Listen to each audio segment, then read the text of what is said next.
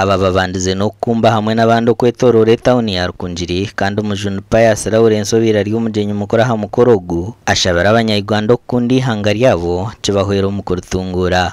ukunda ihangari yawe kandi kwira mamani bindi muno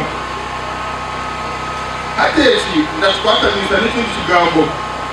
ekireta muni pani Africanism basebona abanyabo istamina abagenzi banje Kampala ndabagambira kinaza rubabo ikinabanza kubagambira ukajira muri rubabo na Rukungiri pani Africanism ideology ndarebera kuraburamu Mpsinayoreka ngo Uganda chine kizuchibara ry'emirimo nkonka Uganda ko gita hamahanga ga East Africa nicija kubahwero kumaraho mwahabizubu nkevi oshango hano hariho roya hariho engineer utarabasa kuza kukolera Tanzania oshango ni master utarabasa kuza Kenya kashomesai so konka twena twaba turi hamwe nka East Africa rero bwanyuma na Africa icyo mugenzi Gaddafi yabiri ari kugiza gukora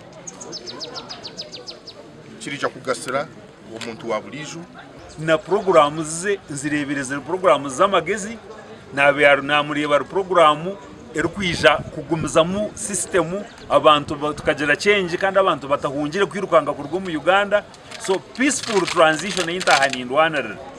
murebere ngo rere nabasa kugidelivery Innocent Kaino orukurra Patriotic League of Uganda habwa district ya Rukungiri hamwe na Ambrose Chubukuru kutwari canga cha Kigezi basimira abantu ahubwo kujera umutima go kunda General Muhozi General kironi kisa mweni mumehangane mwesi bibiri kandi kabanyarukungiri bitu nimbasha bangu kuzamazima nako kika kundi kora nako ajire cyahengama mweterere nduru twetandameho abo bamani tugine tuzafishigishamu toka kuru mwakaina kama CDF witu tukulia nyuma oga president ahora mbele ona nituwa